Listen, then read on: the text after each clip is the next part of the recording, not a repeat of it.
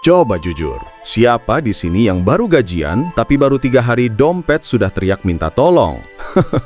Atau yang tiap akhir bulan cuma bisa ngelus dada lihat saldo yang sisa angka cantik doang? Kalian tahu? Ini generasi Z dibilang generasi yang paling sadar finansial, tapi anehnya juga dibilang generasi susah kaya. Kenapa?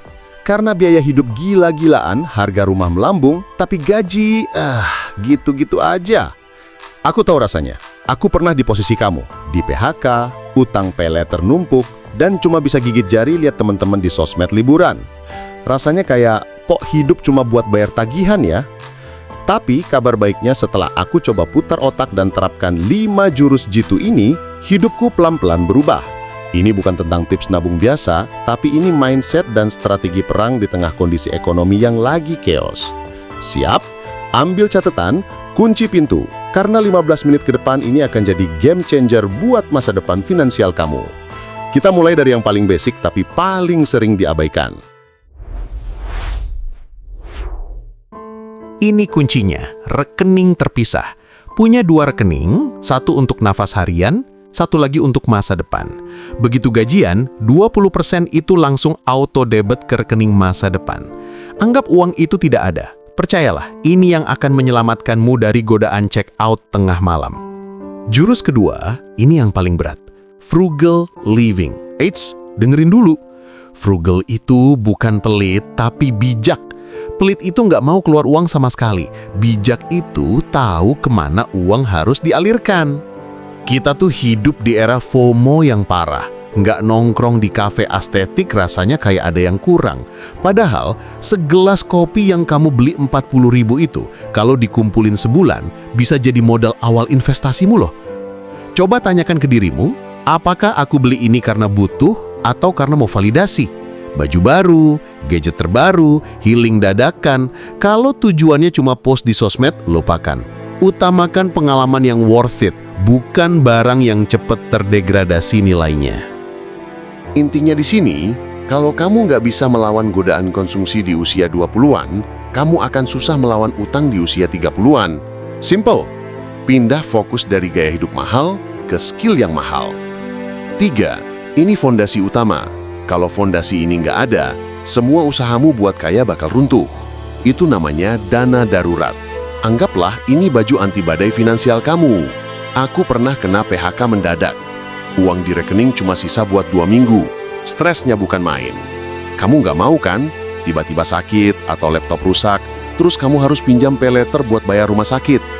Berapa yang harus disiapin? Minimal 3-6 kali pengeluaran bulananmu. Kalau kamu masih single dan kerjanya freelance, sebaiknya targetkan 6 bulan. Taruh uang ini di mana? Di tempat yang aman dan mudah dicairkan. Bukan saham, bukan kripto. Bisa di deposito atau reksadana pasar uang. Ingat ya, dana darurat itu bukan buat liburan, bukan buat bayar DP motor baru. Itu cuma buat keadaan darurat yang mengancam hidupmu. Oke, sekarang kita masuk ke bagian seru. Gimana caranya uang kita yang kecil ini bisa kerja keras buat kita? Jawabannya adalah the power of compounding atau bunga berbunga. Kalau kamu cuma nabung di celengan, uangmu hari ini 5 tahun lagi ya segitu-gitu aja, bahkan nilainya turun karena inflasi. Tapi kalau diinvestasikan, uangmu dapat keuntungan dan keuntungan itu diinvestasikan lagi, lalu dapat keuntungan lagi. Itu yang namanya bunga berbunga. Ini kenapa Gen Z itu paling diuntungkan. Waktu adalah aset terbaikmu. Anak yang mulai investasi rutin di usia 22 tahun akan punya uang jauh lebih banyak daripada anak yang mulai investasi di usia 30 tahun, meski dengan modal yang sama. Kenapa? Karena waktu bunga berbunganya lebih lama. Jangan takut, mulai dari yang paling mudah. Reksadana saham untuk jangka panjang 10 tahun ke atas, atau mulai dari ETF yang resikonya lebih terukur. Yang penting, mulai kecil, rutin, dan konsisten. Jangan FOMO investasi ke yang aneh-aneh, yang menjanjikan keuntungan ratusan persen dalam semalam. Itu namanya judi. Kita sudah bahas budgeting, frugal, darurat, dan investasi. Tapi semua itu nggak akan maksimal kalau sumber pendapatanmu tidak bertambah. Jurus terakhir dan terpenting adalah skill stacking dan tingkatkan value diri. Kamu bisa hemat Rp1 per bulan, itu bagus. Tapi kamu juga bisa menaikkan gajimu Rp1 per bulan dengan skill baru.